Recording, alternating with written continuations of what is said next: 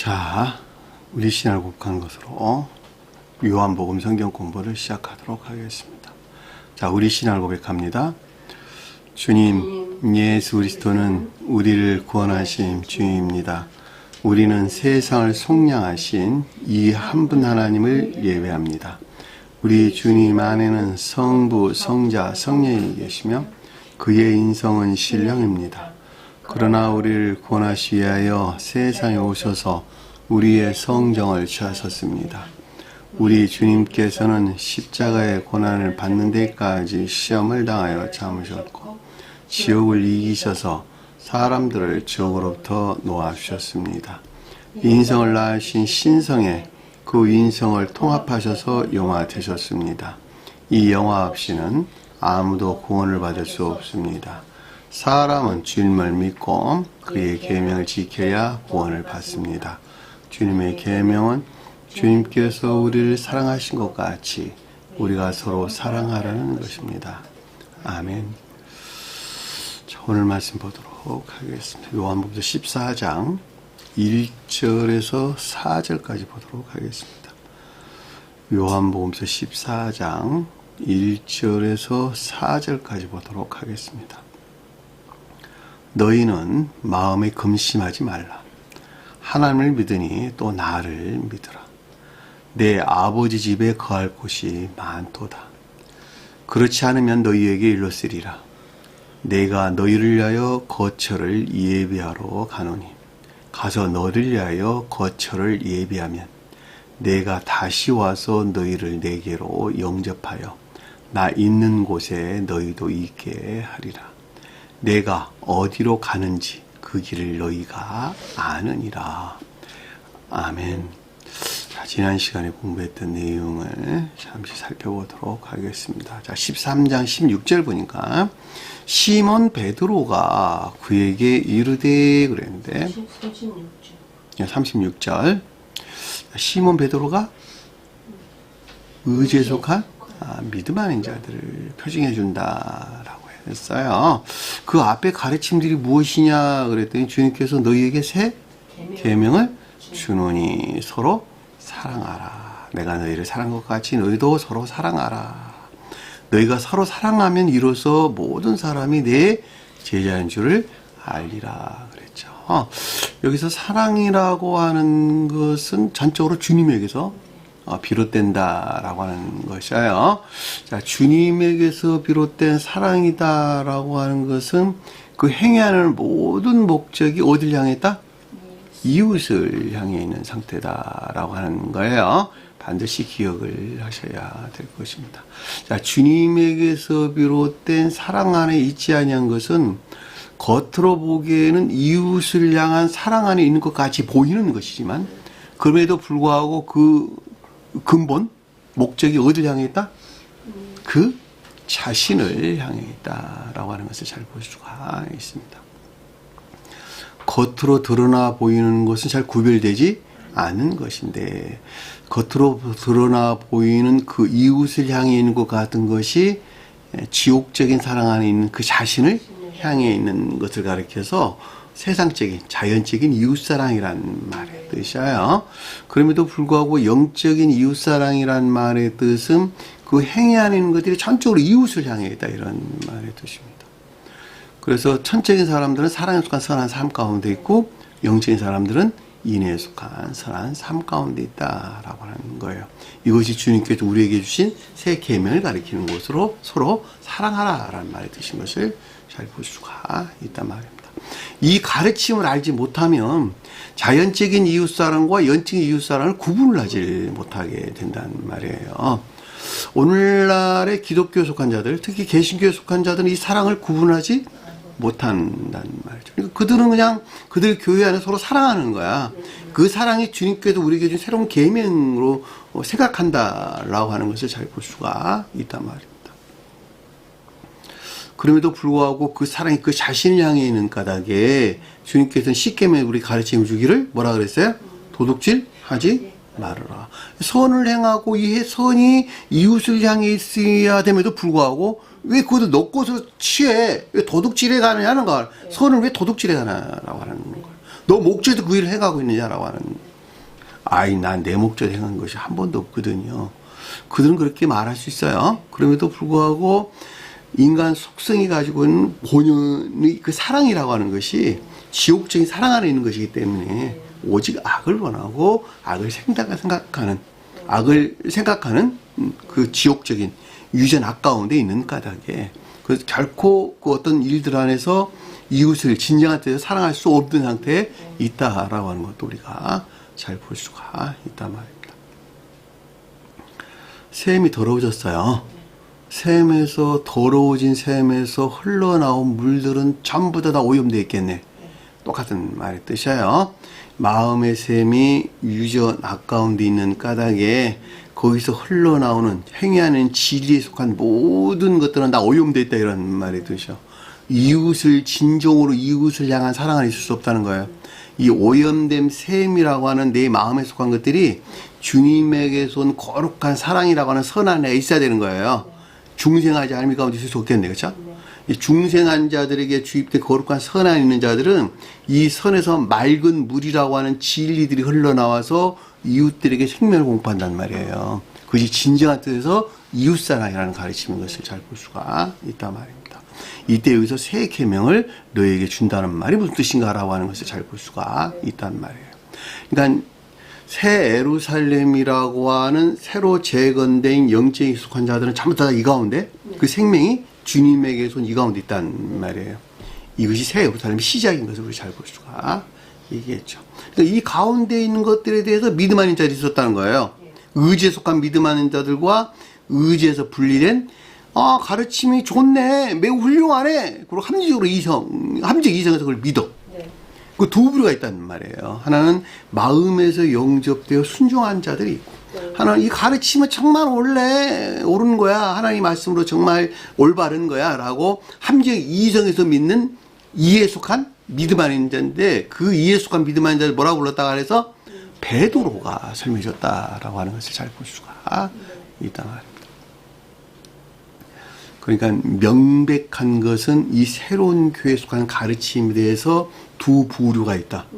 하나는 의지에 속한 믿음 아닌 자요, 하나는 합리적인 이해에 속한 믿음 아닌 자다. 의지에서 분리된 요 두 부류에 대해서 가르치는 오늘 우리에게 주신다는 말이에요. 제가 전 시간에도 여러분들이 설명드렸던 것 같이 여기서 말하는 믿음이라고 하는 것은 개신교, 기독교에 속한 자들이 말하는 믿음하고는 전혀 다른 거야. 그들은 말하는 믿음은 그들의 교리를 믿는 믿음이고 성원을 믿는 자들이 아니라고 하는 거예요. 겉으로 보면 성경책 가지고 다니잖아. 성경책만 가지고 있지 성경 말씀을 믿는 자들이 아니라고. 성경 말씀에서 그들이 뽑아낸, 그들이 창안해서 만들어낸 교리를 믿는 자들이에요. 그들은 주님의 은혜를 구하는 자들이라고 그래서 은혜를 아셨죠? 이거 반드시 여러분들이 꼭 구분을 하셨으면 좋을 듯 싶어요. 자, 시몬 베드로가 그에게 이르되 의지에 속한 믿음 아닌 자들을 표징하는 것으로 이 가운데 있는 것들, 또 이 가운데 있는 자들에 대한 주님에서 비롯된 교리적인 시각이나 가르침을 뜻한다라고 하는 잘 볼 수가 있습니다. 주여 어디로 가시나이까? 주여라는 말은 신령선으로서 주님에 대한 고백을 그는 말씀해 주시고, 속주에서는 이 신령선에서 파생된 거룩한 선 안에 있는 것들이라는 고백이에요. 교리 안에 있는 주님에 대한 고백인 것을 잘 볼 수가 있습니다. 자, 어디로 가시나이까? 주님이 가신 길은 있죠, 그렇죠? 영적으로 주님 영화를 설명해 줬다라고 하는 것을 잘 볼 수가 있습니다. 제국에서 주님의 영화에 대한 것을 뜻하고, 속죄에서는 주님에서 비롯된 중생에 관한 것을 뜻한다라고 하는 것을 잘 볼 수가 있습니다. 예수께서 그에게 대답하시되, 자, 성원이신 주님에서 비롯된 의지에 속한 믿음 안에 있는 것들, 또는 믿음 안에 있는 자들에 대한 아포크리노마이라는 말로 분별이나 판단을 뜻한다라고 잘 볼 수가 있겠죠. 내가 가는 곳에 지금은 따라올 수 없으나, 시몬 베드로 너가 지금은 따라올 수 없는 상태에 있거든, 중생이 이를 상태에 있지 못하거든, 이런 말에 드신 것을 잘 볼 수가 있겠죠. 자, 제국때에서 인성이 신성과 합일되는 주님의 영화를 가리키는 것으로, 시몬 베드로가 가리키는 이 가운데 있는 자들이 아직은 이에 대응하는 마지막 중생할 수 있는 상태에 있지 못하다는 것을 뜻한다라고 하는 잘 볼 수가 있습니다. 이 가르침은 의지에 속한 믿음 안에 있긴 하나, 새로운 계명에 대한 가르침에 대해서 의지에 속한 믿음 안에 있긴 하나, 의지에 속한 믿음 안에 있다는 말은 동시에 순종이나 복종이 뒤따라온다. 내가 자주 설명한 내용이죠. 이 가운데 있다고는 하나 아직은 너가 중생에 이를 상태에 있지 못하다는 가르침이에요. 그래서 뭐라 해서 뒤에 보니까 후에는 나를 따라오리라. 내가 신성과 합의되는 주님 영화 안에 있는 것 같이 너희도 또한 장차 중생에 이르게 될 것이라고 하는 주님의 가르침인 것을 뜻한다라고 하는 잘 볼 수가 있습니다. 여기서 우리가 아주 분명히 명확한 것은 시몬 베드로가 아니고서는 결코 중생에 이를 수 없다라고 하는 거예요. 시몬 베드로에 속한 자들을 가리켜 주님께서 택함을 입은 자라는 말을 뜻이고, 시몬 베드로를 포함해가지고 베드로에 속한 자를 가리켜서 부르심을 입은 자였다라고 하는 걸 잘 볼 수가 있단 말이에요. 그러니까 부르심을 받은 자 중에 택함을 받은 자가 따로 있었다라고 하는 것은 아주 명확하죠. 여러분들 반드시 기억을 하셔야 될 거예요. 후에는 나를 따라오리라. 시몬 베드로가 가리키는 즉 의지에 속한 믿음 안에 있는 자들 또는 믿음 안에 있는 것들은 최종적으로 주님께서 영화 되신 것 같이 종국에는 중생에 이르게 될 것이라는 것을 뜻한다라고 하는 것을 잘 볼 수가 있습니다. 자, 37절 보니까 베드로가 그에게 이르되 그랬다. 앞에서는 시몬 베드로가 나왔고 여기서는 베드로가 나왔다라고 하는 잘 볼 수가 있습니다. 베드로는 의지에서 분리된 이에 속한 믿음 안에 자를 가리키는 말의 뜻인데, 앞뒤 문맥으로 보면 새로운 계명에 대한 주님의 가르침들이 있었단 말이죠. 이 가르침에 대해서 합리적으로 이해해, 합리적으로 믿어. 근데 의지에서 분리됐어. 순종이나 복종이 있을까 없을까? 순종이나 복종하지 못한 이 믿음 안에 있는 지식적인 것들을 가지고 있다 이런 말이 뜻이에요. 지식에 속한 믿음 안의 상태를 우리에게 설명했다라고 하는 것을 잘 볼 수가 있습니다. 제가 자주 여러분들이 설명한 것 같이 여기서 지금 시몬 베드로에 속한 자들은 극히 일부에 지나지 않는다. 그럼에도 불구하고 대부분 이 새 교회에 속한 가르침하는 자들은 베드로가 가르치는 함정 이성에 속한 믿음 안에 있다 라고 하는 것을 내가 아주 귀에 딱지가 않도록 여러분들에게 설명을 드렸어요. 베드로에서 시몬 베드로에게 끌어올려지려면 뭐가 반드시 뒤따라온다? 영적인 시험이 뒤따라온다는 말이죠.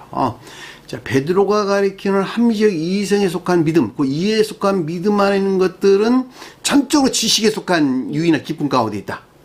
이 영적인 가르침에 대해서 지식에 속한 유의나 기쁨 가운데 그들은 머물러 있다 이런 말이 되죠. 이야, 이런 가르침들이 어디가 있어 세상에. 성경 가르침이 그래야지 맞지. 하나님은 이래야지 맞지. 그렇죠? 그 감동 가마 안에 있어요. 그럼에도 불구하고 따라 살려고 하지는 않는다는 말. 마음에도 받아들이진 않는다 이런 말이 되죠. 왜냐하면 뒤에 마음에서 받아들인다는 말은 순종과 복종이 뒤따라오게 되는데, 순종과 복종은 반드시 영적인 시험을 동반하고 있다는 말이에요. 왜냐하면 가르침에 속한 모든 것들은 아까 공부했던 것 같이 이웃을 사랑하는 거 너 목적에서 아니라 이웃을 이 목적에서 섬기는 거고, 종로 타는데 어떤 기쁨과 즐거움만 있는 거야. 아, 가만 보니까 이게 다 세상 명예 얻으려고 내가 했고, 세상 재물 얻으려고 내가 했고, 어떤 내가 지배욕에서 내가 했고, 다 내 목적에서 어떤 일을 해왔네. 아, 이거 악이래, 성경에서. 아, 이걸 악이라고 그러는데. 너 거기 속성에서 나온 악이라고 그러는데. 나는 이 급품에서 어떤 에너지와 힘을 갖고 있는데, 이거 하지 말래. 이야, 그 싸움 대단하겠네. 그 자신한테 일어난 싸움 대단하겠네. 그게 시몬 베드로가 가르치는 믿음 아닌 자들에게서 일어나는 후천적인 이 어떤 일들이란 말이에요. 사람들이 여기 들어오기를 겁낸다고. 그러니까 그 가운데 끌어올리려니까 이 소리도 하고 저 소리도 하고 잔소리도 하고 싫은 소리도 하고 맨날 그러는 거예요. 근데 그 사람 그거 알아 몰라요. 모른다니까. 그러니까 뛰쳐나가는 거야 다. 그렇죠? 그 시험이 두려워서 뛰쳐나간다 이런 말이 뜻이죠. 시험을 두려워하지 않으면 이건 내가 반드시 감당해야 돼 라고 결단하는 순간에 시험이 내게 사실 기쁨으로 와, 오히려. 응? 내가 주님을 믿고 있다는 증거가 되는 것이니까, 그것이. 근데 그것도 없으면, 그게 어떻게, 응? 주님께 속한 자가 될 수 있겠냐는 말이에요. 시험을 두려워하지 마시고, 시험이 왔다 그러면, 내가 세상과 싸우고 있구나. 내 자신 안에 있는 세상과 싸우고 있구나. 이렇게 여러분 생각하시면 딱 맞습니다. 베드로는 그 가운데 있지 못했다라고 하는 거예요. 베드로가 그에게 이르되 의지에서 분리된 이에 속한 믿음 안에 있는 자를 표징하는 것으로 이 가운데 있는 것들, 이 가운데 있는 자들에 대한 주님의 비롯된 교리적인 지각이나 가르침을 뜻한다라고 하는 것을 볼 수가 있습니다. 주여, 지금은 어찌하여 당신을 따를 수 없나이까. 이들도 주님에 대해서 고백할 수 있다라고 하는 거예요. 신령한 선으로서 주님에 대해서, 또 속도에서는 이런 선에서 비롯된 거룩한 선한 것들에서 고백할 수 있다, 이런 말의 뜻입니다. 주의라는 말은 다 교리 안에 계시는 주님에 대한 내용이에요. 어찌하여 당신을 따를 수 없나이까. 고백으로 베드로가 가리키는 이들은 주님의 영화 표징하는 것으로 영원히 중생에 이를 수 없다는 것을 뜻한다라고 하는 잘 볼 수가 있습니다. 여기서 지금이라는 말은 아르티라는 말의 뜻인데 정지 개념으로 영혼에 대한 내용이에요. 지금부터, 이때, 이제, 현재 이런 말의 뜻인데 이 순간부터 시작해서 그냥 영혼이 이 정지야, 이 상태에 있는 거야 라는 뜻인 거예요. 정지 개념에서 현재라는 말의 뜻이죠. 너가 이에서, 의지에서 분리된 이에 속한 믿음 안에서 이 세상뿐만이 아니라 저 세상에도 영원히 그 가운데 있을 것이거든, 이라는 뜻인 것을 잘 볼 수가 있습니다. 우리 출애굽기서에서 이스라엘 종이 아내를 데리고 오면, 그렇죠? 아내를 데리고 왔다는 말은 선에 대한 예전 일만 가운데 있다는 말의 뜻이에요. 아내를 데리고 와서 7년 동안 주인의 종로로 하게 되면, 그러고 난 다음에 아내와 같이 있고자 할 때, 아내를 두고 나가고자 할 때, 또 아내를 데리고 오지 않고 혼자 왔을 때에 또 있고자 할 때, 나가고자 할 때, 출애굽기 어디에서 나온 가르침들이에요. 다 영적인 것들을 표징하고 있는 것인데, 여기서 시몬 베드로와 베드로 관계에서 우리에게 가르침을 주는 내용들이에요. 그 내용들을 여러분들 좀 더 천계의 비유를 통해서 상세하게 여러분들이 공부를 하시면 좋을 듯 싶습니다. 당신을 위하여 내 목숨을 두겠나이다. 이 목숨이란 말이 푸시케라는 말의 뜻이에요. 겉사람에 속한 생명을 가리키는 말의 뜻으로 중생한 자들은 겉사람이 인내나 믿음 안에, 영적인 속한 자들은 인내나 믿음 안의 상태를 가리킨다라고 하는 것을 잘 볼 수가 있습니다.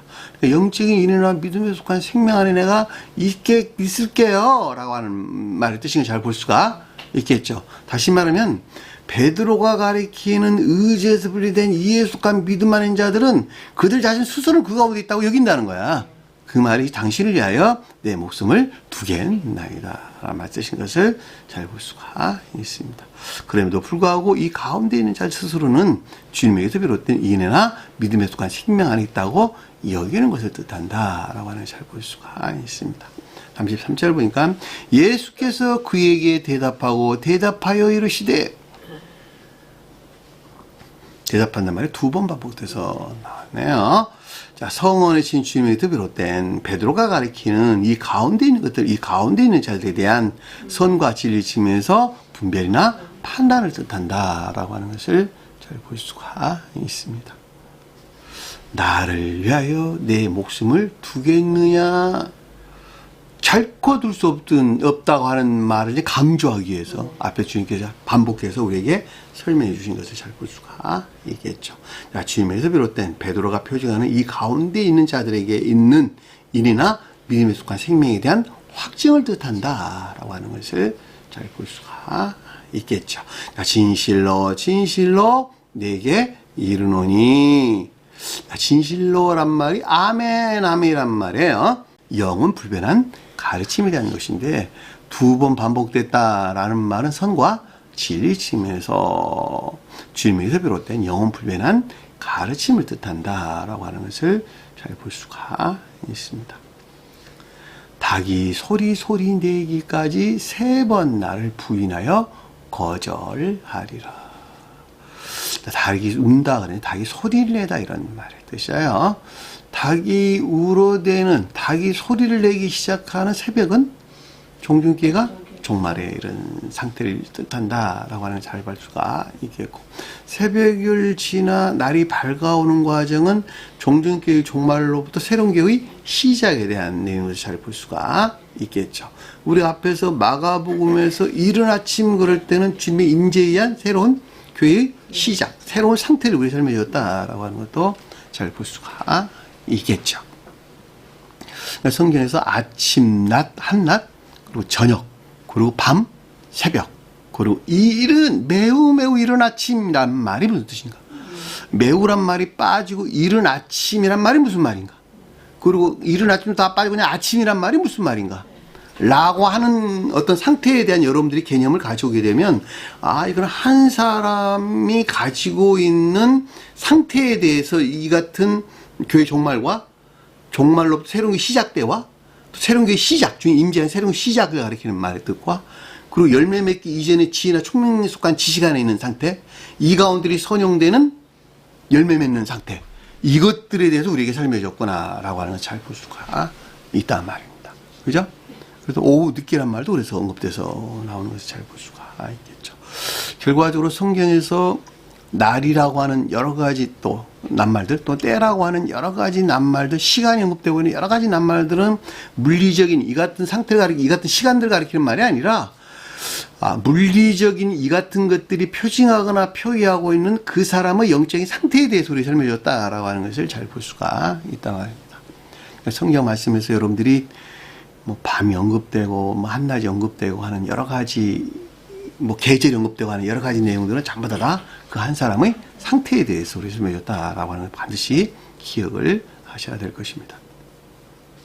그러니까 닭이 소리냈다는 말은 그러니까 굉장히 종말에 이르는 때를 가리키는 말의 뜻이고, 이 가운데 있는 자들은 결코 진정한 뜻에서 새들이 표현하는 주님에게서 내려온 천계적인 빛에서 말미암는 지혜나 총명, 이지나 슬기빛 가운데 있을 수 없다라고 잘 볼 수가 있겠고, 정반대로 관능적이고 감관적인 사람에게서 취한 이해나 사상에서 그 어떤 것들을 만들어내고 이것들에 속한 믿음 안에 빠지게 되는 지옥의 영벌의 상태에 있을 수밖에 없는 것인데, 그 말이 주님을 전적으로 부인하게 된, 3번 부인하게 된 이 같은 상태에 놓이게 된다라고 하는 걸 잘 볼 수가 있겠죠. 이 3번 부인한다는 말은 마음에 속한 것들, 이해에 속한 것들, 행위에 속한 모든 것들이, 또는 진리 안에 있는 모든 것들에 따라 마찬가지예요. 같은 말이에요. 주님이 전적으로 부인, 거절된 지옥의 저주나 영벌의 상태로 설명해줬다라고 하는 걸 잘 볼 수가 있단 말입니다. 그래서 닭이 우는 거야. 예?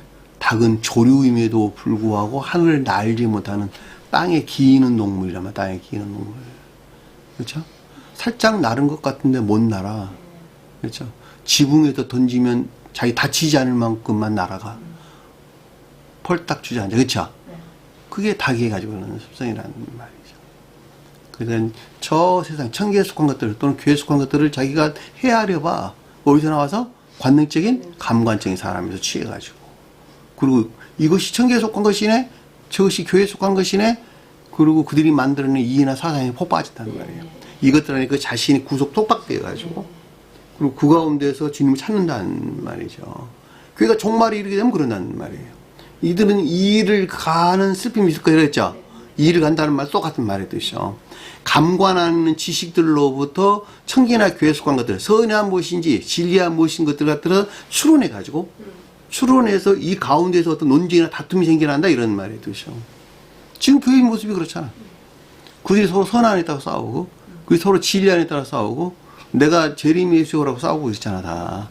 그들이 선이 무엇인지, 진리가 무엇인지 알면 그런 다툼이 있겠어요, 없겠어요? 없어요, 없어. 새 교회에서는 다툼이 있다, 없다? 없단 말이에요, 새 교회에서는. 왜냐하면, 종속된 질산이 있기 때문에 새 교회에서는 그거 있을 수가 없어. 밑에서 윗사람을 대항하는 순간 그건 나가야 되는 거야. 무슨 말 아시겠어요?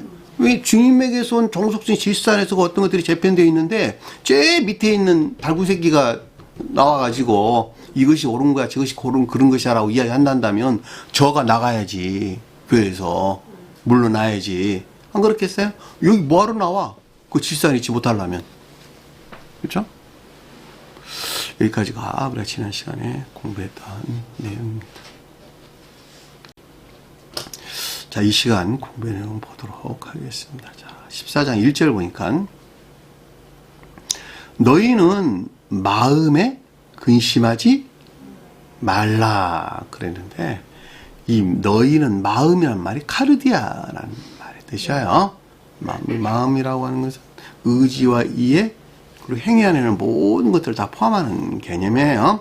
단순하게 의지와 마음 해도 틀린 말은 아니고 맞는 말이긴 해요. 그럼에도 불구하고 마음에 집 그럴 때는 의지와 이해, 행위하는 것 다 포함하는 개념에서 카르디아라고 하는 마음을 쓴다라고 하는 거예요. 근데 여기서 근심하지 말라 그랬는데 이 근심이라는 말이 타라소라는 말의 뜻이에요. 함께 혼돈을 일으키다, 혼란을 일으키다, 혼란에 빠지다 이런 말이에요. 무질서에 빠지다, 어지럽히다, 불안하게 하다 이런 뜻입니다. 너 마음 안에서 그 어떤 혼란 같은 게 있어서는 안 된다라고 하는 가르치는 것을 잘 볼 수가 있겠죠.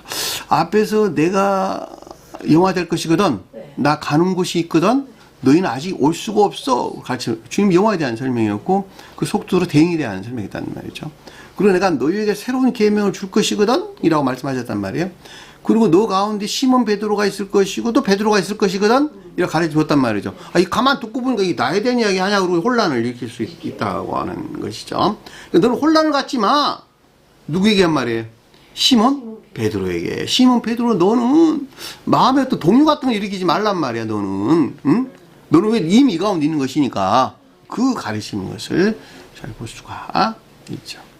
앞서 설명한 시몬 베드로가 가리키는 즉 의지에 속한 믿음 안에 있는 자들에 대한 주님의 당부로 주님의 영화 즉 그 소옥뜻에서 그 대응으로 장차 중생과 이 가운데 있지만 믿지 못한 베드로가 표징하는 가르침에 대하여 너희 내면적인 마음의 동요나 혼란이 있어서는 안 된다는 걸 뜻한다라고 하는 것을 잘 볼 수가 있습니다. 그럼 어떻게 해야 되냐 그랬더니 아래에서 설명해 주기를 하나님을 믿으니 또 어떻게? 나를 믿으라. 문자로만 보면 두 분이야. 하나님 따로 그리고 나 가리키는 주님이 따로라는 말이죠. 그럼에도 불구하고 영적인 측면에서는 전적으로 한 몸 안에 있는 주님 자신을 가리킨다라고 하는 걸 잘 볼 수가 있습니다.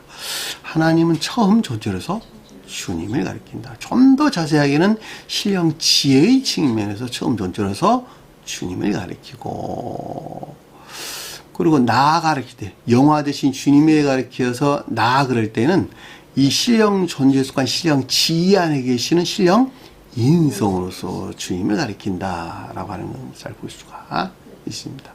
이것은 마치 의지와 이해가와 의지가 분리될 수 없는 것 같이 또는 영혼과 몸, 영혼을 담고 있는 몸이 분리될 수 없는 것 같이 전적으로 하나 안에 존재한다라고 하는 걸 잘 볼 수가 있겠죠. 그러니까 나를 믿으라라고 하는 것은 내가 하나님이신 주님과 하나님이신 나와 신령 인성 안에 나는 한 몸으로 존재하는 나거든. 여기서 비롯된 것들에 속한 믿음 안에 인연에 속한 믿음 안에 있어야 되는 것을 뜻한다라고 하는 것을 잘 볼 수가 있겠죠. 그 말이 하나님을 믿으니 또 나를 믿으라. 여기 믿음이라고 하는 것은 단순한 베드로가 가리키는 믿음이 아니고 누구? 시몬 베드로가 가리키는 믿음을 그는 말씀에 뜻이에요. 그래서 인에 속한 믿음 자 이렇게 설명을 드리는 것입니다. 인에 속한 믿음 안에 있는 자들이 장차 중생하게 되면 믿음이 어디 된다? 인에 속한 선 안에 있게 된다라고 하는 거예요. 인에 속한 선이라는 말은 진리 안에 있는 것들이 이 가운데 있거든. 열매 맺는 이 선이라고 하는 열매를 맺는 상태에 있거든. 그것이 이웃을 향한 인애라고 하는 선한 열매야 라는 뜻인 것을 잘 볼 수가 있겠고, 천적인 사람들은 사랑이라는 선한 열매야 라는 뜻인 것을 잘 볼 수가 있겠네요. 그래서 사랑과 인애로 구분해서 설명을 하는 것입니다. 다 진리 안에서 열매를 맺는 거예요. 그랬더니 그 아래에 보니까 내 아버지 집에 거할 곳이 많도다 그랬단 말이죠. 아, 결과적으로 지금 여기서 주님 자신을 두고 아버지라고 불렀다고 하는 것은 주님이 지금 진리 안에 있다는 말의 뜻이고, 이런 말이냐, 그렇잖아. 또 존재의 측면에서 하나님으로서 신령 존재에서 설명할 때에는 아버지라고 불렀다는 것은 신령 지혜 속과 신령 인성 안에 있는 주님이 아들로 지금 설명돼서 나왔다라고 하는 걸 잘 볼 수가 있겠네. 네. 그렇잖아. 앞에서 하나님 불렀는데, 내가 하나 있거든. 그리고 아래에서 아버지를 불렀단 말이에요, 주님께서. 그럼 아버지는 신령 선호 주님을 포징하는 것이니까, 아버지란 말은 내가 아들이란 뜻이니까, 신령 선에서 발출된, 비롯된 내가 신령 진리 안에 있거든 이라는 뜻인 걸 잘 볼 수가 있겠죠. 이거를 신령 인성의 측면에서 서술할 때는 신령 존재에 속한 신령 지혜 안에 아들로서 신령 인성으로 주님이 그 가운데 있구나라는 뜻인 것을 잘 볼 수가 있단 말입니다. 이해되셨나요? 이때 아버지는 신령 존재로도 주님을 표징하고 아들은 신령 인성으로 주님을 가리킨다는 말이에요. 하나님의 아들 그랬다고, 그분에 대해서. 무슨 말 아시겠어요? 그런데 신령 선의 측면에 주님을 서술할 때는 아들로도 주님은 신령 진리의 측면에 주님을 서술해 있다라고 하는 잘 볼 수가 있단 말입니다. 그러니까 주님에 대해서 계도에 대한 설명인데, 존재의 측면에서 서술할 때 또는 신령 인성의 측면에서 서술할 때 아버지와 아들 관계를 여러분들이 구분하셔야 된다, 이런 말의 뜻이죠. 아이고, 어떨 때는 왜 신령 존재에 대해서 아버지에서 부르고, 어떨 때는 아버지를 신령 선이라고, 왜 자꾸 말이 바뀝니까? 계도야. 네. 계도에 여러분들이 가져오면 아주 명백하게 이해될 수가 있단 말이에요. 그러니까 여기서는 지금 아버지 집에 거할 곳이, 머무를 곳이, 체지할 곳이, 거주할 곳이 많도다. 집이 뭐야? 마음이지. 거룩한 선이 영혼으로 존재하고 이 선에서 파생된 진리 안에 있는 것들, 이것이 아버지 집에 머무를 곳이네. 그쵸? 네. 그렇잖아. 그러니까 신령 존재에 속한 신령 인성 안에는 무한한 천계정사에, 그죠? 머무를 곳이잖아. 신령 인성에 속한 무한한 천계정사에 아버지 집에 머무를 곳이 많다. 아버지를 영혼으로 둔 청교적 신령 진리 안에는, 신령 지혜 속한 신령 인성 안에 있는, 신령 지혜 속한 신령 진리 안에는 무수한 광대한 청교적인 사회, 아버지 집에 거할 곳이 많도다. 무한한 무수한 청기나 교회사회, 교회에 대한 설명, 그런 말씀을 드립니다. 그렇죠? 신령 인식 속도에서 청기나 교회를 표징하는 것이니까. 이 말씀 최고에서 신령 존재에 속한 주님의 신령 인성 안에 있는 광대한 거룩한 성과 진리 안에 존재하는 것들, 청기 사회에 존재하는 것들, 이런 말이죠. 또 신령 지혜에 속한 신령 진리 안에 있는 무수한 광대한 것들, 이런 말씀을 드릴 수 있겠네요. 전 우주를 가리킨다거나 마찬가지예요. 전 우주. 영적으로나 자연적으로나 전 우주가 주님 몸이다. 신령 인성으로 주님 자신을 가리키는 말의 뜻이다. 그 신령 인성으로서 주님 자신을 가리키는 전 우주 안에 있는 피조물들을 살아있게 하는 영혼이 뭐라고? 아버지가 가리키는 신령, 사랑 그 자체를 일컫는 말씀의 뜻이다. 그래서 이 가운데 있는 자를 조온, 그래서 조온, 살아있는 피조물, 그래서 조온. 예? 헬라어에서 조온, 살아있는 피조물. 예? 주님의 영혼을 담고 있다. 주님 영혼에서 파생된 영혼에 속한 진리들 안에 있다. 이런 말의 뜻이요. 그들이 다 살아있는 존재라는 말이죠. 그 가운데 그 살아있는 피조물 중 가운데 꼭 이 가운데 있어야 할 주님의 모양과 형상대로 창조된 사람만이 죽어 있어. 왜 죽어있죠? 그 영혼이 지옥적인 사랑 안에 있는 까닭에, 지옥적인 사랑에 속한 아까움 되는 까닭에 진리 안에 있어야 될 것들이, 주님에게서는 영혼에 속한 진리 안에 있을 모든 것들이 전적으로 죽어버린 지옥적인 사랑에 속한 거짓 가운데 있게 됐단 말이에요. 오늘날 온 인류의 영혼의 상태가 그래요. 지금 이들을 2000년 전에 구원하시려고 주님께서 이 땅에 오셨다는 말이에요. 주님 자신의 영혼을 쪼개서 넣어줄 목적에서 이 땅 가운데 오셨다는 말이죠. 쪼개받을 목적이, 쪼개를 어떻게 쪼개받냐, 주님 영혼을. 그 가르침이 성경 말씀에 기록되어 있는 말씀이죠. 내가 어느 한날에 너 푹 쪼개서 넣어줄게. 그런 일은 있을 수 없다고 하는 거예요. 마치 잉태된 태아가 점진적으로 성장하여 건강한 어린아이, 갓난아이로 출산해 가는데 10달이 걸린 것 같이, 한 사람의 영혼도 진리 안에 주님의 영혼이 잉태되어 가지고 그것이 성장해서 건강한 사람으로 중생하기까지는 아주 오랜 기간이 소요된다는 말이에요.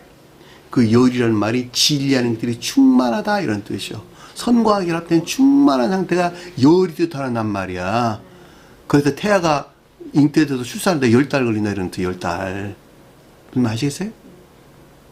그러니까 한 살이 성장하다 마찬가지란 말이에요. 그 충만한 상태, 열이 가리키는 진리하는 모든 것들이 선과 결합된, 주님 영혼이 가리키는 선에 속한 충만한 상태에 있기까지는 아주 오랜 기간이 필요로 하다는 말이에요. 근데 뚝딱뚝딱 머리에다가 물 한 방울 적셔가지고 안수 주면 나 거듭났어. 그 말이 되겠냐는 말입니다. 예? 그래서 본문에서 내 아버지 집에 거할 곳이 많도다라는 말이 무슨 뜻인가라고 하는 것을 잘 볼 수가 있습니다. 제국에서 신령 존재에 속한 주님이 신령 인성 안에 있는 광대한 권과 선과 진리의 존재라는 것들을 가리키고, 속도에서는 주님이 신령 선에서 파생된 신령 진리 안에 있는 무수한 또는 광대한 천계적인 사회를 뜻한다라고 하는 것을 잘 볼 수가 있습니다. 그렇지 않으면 너희에게 일렀으리라. 그렇죠. 만약에 이렇지 않다면 주님께서 미리 말씀을 하셨다는 것이잖아요. 반드시 이것이 있다는 말의 뜻인 것을 잘 볼 수가. 왜냐하면 부정하는 데서 긍정을 지금 강조를 하는 것이니까 이 말씀은 전자 이 같은 가르침이다에 결코 의문을 가져서는 안 된다는 것을 뜻한다라고 하는 것을 잘 볼 수가 있습니다. 사람이 이 세상에서 죽으면 끝이다? 그런가요? 예외 없이 누구를 막론하고 저 세상에서 영적인 사람으로 부활한다. 부활한데 그 모습이 자연적인 사람과 똑같아가지고 전혀 구분이 안 된다. 그래서 심지어는 그 자신이 죽어가지고 저 세상에 살아났는데도 자기가 죽어있다는 사실을 잘 인식하지 못한다. 그냥 똑같다는 거야. 뭐가 똑같냐면 자기 환경도 똑같고 사는 환경도 똑같고 밥 먹는 것도 똑같고 뭐 일상이 똑같다는 거야. 저 세상에 막 살아났을 때 일상이 똑같다는 거야. 그러니까 자기가 내가 죽었다는데 왜 여전히 밥도 먹고 여전히 논에 가서 들에 가서 또 학교에 가서 들들 뭐 다 등등의 내가 일들을 계속 하고 있지? 이렇게 생각을 한다는 거예요. 그것이 어디서 나온 걸까? 기억적인 지식에서 나온 거예요. 자, 기억적인 지식이 그 사람을 섬기는 여전히 그 상태로 부활을 한다는 거예요. 중생, 저 세상에서 처음 상태가 그렇다는 거예요. 근데 처음 상태가 그 가운데 있다가 점진적인 과정을 통해 가지고 그 애정의 성질에 일치하지 아니한 모든 것들은 다 분리 배척된다는 거야. 그렇죠? 그러니까 지식 안에 있는 모든 것들이 그 사람의 생명의 성질을 섬기는 선용의 목적 안에 있지 아니한 것들은 다 소멸된다는 거야. 네? 무슨 말이겠죠? 그리고 그 애정의 일치에서 자기가 뭐 천계적 광대 무변한 천계적 사회를 찾아다닌다는 거야, 이렇게. 네? 천계적 사회. 그래서 그 애정의 선이 매우 순진무구하다. 매우 순진무구한 선 안에 있다. 이럴 때는 그들이 성질에 일치해서 찾아갔더니 그게 어느 쪽이었냐, 동쪽이었고 그것이 천적인 나라였다. 천적인 왕국이었다라고 하는 거예요. 이 청적인 왕국에도 무수한 아주 광대무변한 그 천적인 왕국의 사회가 있는데 그 가운데 자기에게 아주 딱 맞는, 아주 정확하게 딱 맞는 그 사회로 자기가 배속돼 가지고 그 가운데 영원히 산다라고 하는 거예요. 영생한다는 말이 깊은 그런 뜻이에요. 영적인 속한 자들도 마찬가지고 자연적인 속한 자들도 마찬가지라고 하는 거예요. 이 천적, 영적, 자연적 왕국에 배속되지 못한 자들은 역시 그들도 그들의 애정이라고 하는 그 애욕의 성질에 일치해서 찾아갔더니 어떤 사람은 저 정반대의 지배욕 가운데 있는 아비소스에 떨어졌고, 어떤 사람들은 중간 지옥에 떨어졌고, 어떤 사람들은 그보다 좀 덜한 귀신들이 사는 자연적인 지옥에 떨어졌다고 하는 거예요. 그들의 성질이 그 가운데서 그걸 찾아갔더니 그 가운데서 기쁨을 느꼈다, 이런 말의 뜻이죠. 그 가운데서 호흡을 할 수 있다, 이런 말의 뜻이죠. 그러니까 지옥적인 호흡 가운데 있는 자들은 천계적인 천사들이 호흡을 할 수가 없다. 그 가운데서 고통을 느낀다는 거예요. 호흡을 할 수가 없어가지고. 반대로 천계에 속한 자들은 지옥에 속한 자들과 같이 호흡할 수 없어서 그 가운데 고통을 느낀다고 하는 것이죠. 그러니까 놀라운 것은 자기의 애정이나 애욕의 성질에 일치해서 배속됐을 때에 그 가운데서 편안함을 느끼고 그 가운데서 호흡을 하게 되고 그 가운데 기쁨과 즐거움을 느낀다고 하는 거예요. 이것이 최후 심판에 대한 내용. 그게 어디서 일어나냐 그랬더니 영계에서 일어난다고 하는 거예요. 영계에서. 그것이 스웨덴 보리사도가 1757년도 57년도에 영계에서 그 심판이 일어나는 것을 목도를 했다고 하는 거예요. 그 목도를 했는데 누구에 대한 심판이었냐 그랬더니 기독교에 속한 자들에 대한 심판이었다고 하는 거예요. 네? 개신교와 카톨릭 종교적인 시스템 안에 있는 자들에 대한 심판이 그 나라에서, 그 영계에서 1757년도에 일어났다라고 하는 거예요. 그 최후 심판이 있기 전에 묵시록 해설서를 썼어요. 묵시록 해설서를 상당히 방대한 양을 저수를 했는데 그 저수를 하고 있는 중에 그걸 목도를 한 거야. 아, 이 가만 보니까 계시록서 내용은 기독교에 속한 자들, 이 개신교회와 카톨릭이라고 하는 이 종교 안에 있는 자들에 대한 최후 심판이 계시록서에 기술되어 있구나 라고 해서 책을 다시 쓰기 시작했어요. 책을 다시 쓰기 시작했는데 그것이 묵시록 개연이라는 책이란 말이죠. 여기서는 이게 정확하게 스웨덴 보리가 명시를 해줘요. 바다에서 올라온 두 짐승은 개신교에 속한 자들이다 라고 하고, 그 뒤에 나오는 음녀는 카톨릭 종교 시스템에 속한 자들이다 라고 정확하게 이야기를 하고, 그들의 최후 심판을 통해서 새로 재건될 교회에 대해서 새 에루살렘이라고 불렀다. 그렇다고 보면 제가 여러분들에게 지금 가리키고 있는 이 내용은 주님께서 예비된 신부에 속한 가르침인 것을 아주 명확하게 이해할 수가 있단 말입니다. 그렇죠? 그것은 어떻게? 주님의 재림에 의해서. 지금 재림이 뭐냐 그랬더니 공부했죠. 영광 가운데 구름 타고 오시라 할 때 이 구름 속에 오신다 이런 뜻이에요. 성경 말씀의 문자적인 뜻 안에 주님의 영광에 속한 것들이 계시된다라고 하는 거예요. 이 계시된 가르침이 스웨덴 보리사도께서 250여 년 전에 기술한 천계 비유 그 이외의 여러 가지 교리서들을 가리킨다라고 하는 것을 잘 볼 수가 있겠고, 그 대응으로 그 천계 비유와 여러 교리서들을 토대로 해가지고 오늘날 여러분들에게 지금 새로 출판되어 나오는 교회 비, 이 교회 비, 그러니까 천계의 비와 교회 비, 이 두 권에 의해서 새 예루살렘이 시작된다라고 하는 것을 저는 오늘 아주 명시적으로 여러분들에게 말씀을 드리고자 하는 것입니다. 반드시 기억을 해주시기 바랍니다. 왜냐하면 주님의 재림이라고 하는 것이 성경 말씀의 문자의 뜻들이 계시되는 것을 가리키는 말의 뜻인데, 이 두 책은 성경 말씀의 문자의 뜻 안에 간직된 영적인 것들이 계시에 관한 자세하고 아주 구체적인 영적인 비에 대한 가르침들 위에는 아무것도 설명하는 것이 없단 말이죠.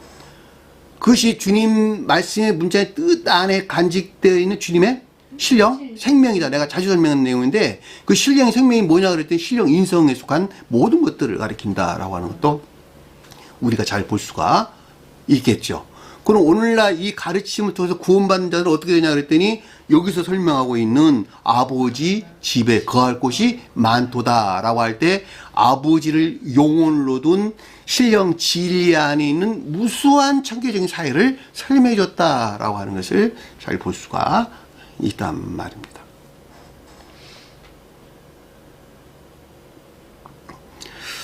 그렇지 아니하면 너희에게 일렀으리라. 이 말씀은 전자 이 같은 가르침이다. 결코 의문을 가져서는 안 된다는 걸 뜻한다 라고 하는 잘 볼 수가 있습니다. 너희에게 처소를 준비하러 가노라. 너희에게 처소라고 하는 토포스란 말 뜻이에요. 너희들이 장소가 있거든. 장소란 말은 상태에 대한 설명이에요. 준비한다는 말은 진리 안에 있는 것들 내가 만들려고 한다 이런 말의 뜻인 것을 잘 볼 수가 있겠죠. 준비하러 간다는 해토이마조라는 말인데 진리 안에 있는 것들을 선 안에 있게 하려고 내가 한다 이런 말의 뜻이야. 진리가 선 안에 있게 내가 준비하러 간다 이런 말의 뜻이에요. 그러니까 너희에게 처소를 준비하러 간다는 말은 주님의 영화에 대한 설명이고 이 간다라는 말이 포리오마이라는 말의 뜻이죠. 뭐에 대해서 설명할까? 삶에 대해서 설명, 주님에 대해서 서술할 때는 신령 활동에 대한 설명에 대한 것을 잘 볼 수가 있단 말입니다. 그러므로 이 말씀은 장차 영화되실 주님의 신령 인성에서 신령 활동에서 비롯된 것으로 우리에게 준비해 준다는 거야. 진리 안에 있는 것들을 선 안에 있게 할 수많은 청계 사회를 내가 준비해 준다 이런 말이 뜻인 것을 잘 볼 수가 있겠죠. 그동안 차지하고 있었던 지옥을 몰아내고 이런 말이겠네요. 왜 심판에 대한 내용이니까 지옥을 몰아내는 것에서 주님 나라가 세워진 것입니다. 주님께서 이 땅에 오시기 전에 천적인 사회만 있었다. 천적인 왕국만 있었다. 주님께서 이 땅에 오셔가지고 영적 왕국과 자인적 왕국을 새로 재건하셨다. 어떻게 이 가운데 있는 지옥의 악령들을 다 지옥으로 몰아낸 것에서 새로운 기독천계를 세우셨다. 이 새로운 기독천계가 천적 고대 천계의 그 아래에 존재하는 천적 영적 자인적 왕국을 가리키는 말씀의 뜻이라고 하는 거예요. 무슨 말인지 아시겠어요? 그 말이 여기서 너희를 처소를 준비하러 가노라 라는 뜻인 것을 잘 볼 수가 있단 말입니다.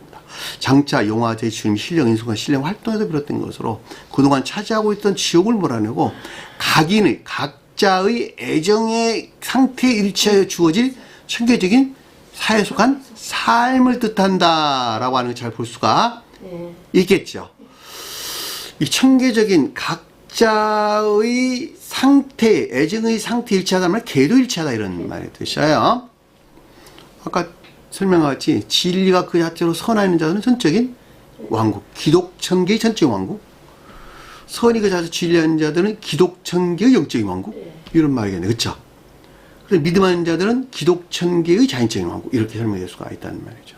스웨덴 보리사들은 이 기독천계가 고대 천계 아래에 존재한다 이렇게 설명을 주신 거예요. 그 성질이 다르다 이런 말의 뜻이죠.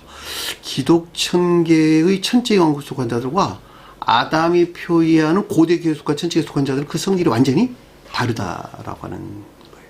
무슨 말 아시겠어요? 그 이유는 아주 명확해요.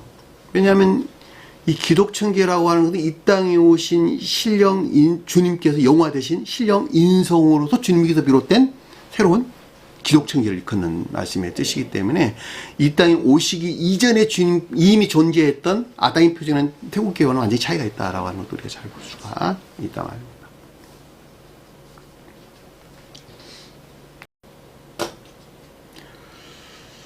만일 가서 너희에게 처소를 준비하면 문제 조금 바뀌었나요?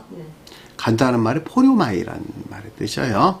토포스를 준비하면 헤토마이, 선의 측면에서 진리 안에 있는 선의 측면에서 헤토마이조라는 말 뜻이에요. 준비한다는 말이.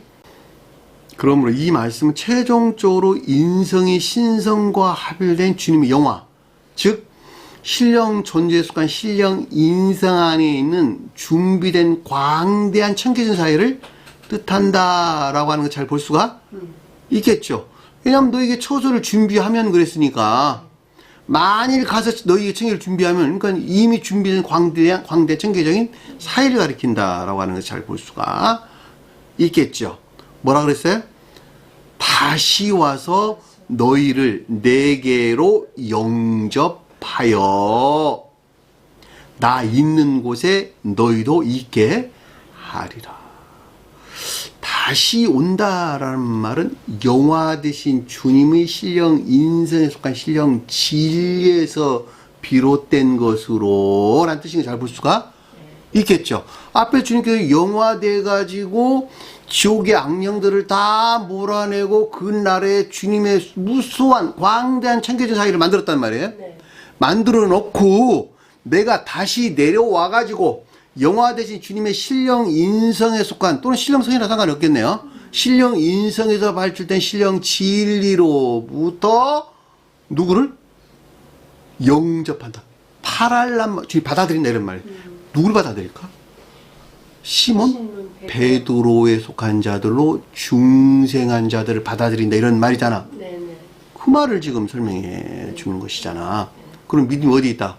시몬 베드로가 가리키는 의지에 속한 믿음 안에 있는 자들이 중생 과정에서는 인애에 속한 믿음 안에 있다가 중생하게 된 믿음이 어디 있다? 인애에 속한 선한 있는 너희들을 이 천계적인 사회로 들어 올리겠단다.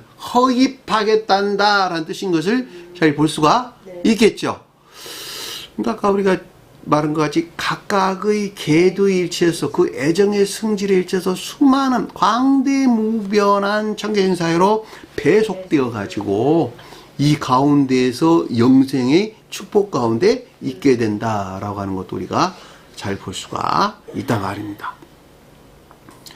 영화 대신 주님의 신령 인성, 즉 이분 주님의 신령 선에서 발출된 신령 진리로부터 서로 사랑하는 새로운 계명이네, 그렇죠? 네. 서로 사랑하는 새로운 계명 안에 있는 자들이 온전한 계명에서 비롯된 온전한 생명 안에 있는 자들, 그렇죠? 서로 사랑하는, 즉 믿음이 인애에 속한 선한 있는 자들을 주님께서 홀로 완성하신, 그렇죠? 홀로 준비하고 홀로 완성하신 광대한 천계적 사회로 영접 수용될 것이라는 것을 뜻한다 라고 하는 걸 잘 볼 수가 있겠죠. 이야, 기쁨이네요. 야, 주님께서 다 이미 준비해 놔놓고 수많은 천계적 사회를 다 준비를 하는데 딱 요 생명 있는 자를 내가 받아들일게. 아, 그게 아니야. 그 수도 없는 무수한 애정의 성질들을 가지고 있거든. 그 계도일치에서 이들 하나도 받아들이지 않고 다 받아들일, 내가 이미 다 준비하고 완성한 천계적 사회를 내가 만들어 놨거든. 누구를 받아들이냐 그랬더니 시몬 베드로가 가리키는 너를 가리키는 말의 뜻으로, 이 믿음 하는 자를 가리키는 말의 뜻으로 중생한 믿음이 인애에 속한 선한 있는 자들 다 받아들인다. 설령 그 진정한 뜻에서 믿음이 인애에 속한 선한에 조금 미치지 못하다 할지라도 그 상황이 맞는 그 계도에 일치한 보다 낮은 자연적인 왕국을 다 받아들이게. 이 가운데 있지 못한 베드로가 가리키는 자들은 전적으로 여기서 분리돼 가지고 어디로 간다? 지옥의 저주나 영벌의 상태에 있을 수밖에 없을 것이란다 라는 말의 가르침을 지금 계속 우리에게 주고 있는 것을 잘 볼 수가 있단 말입니다.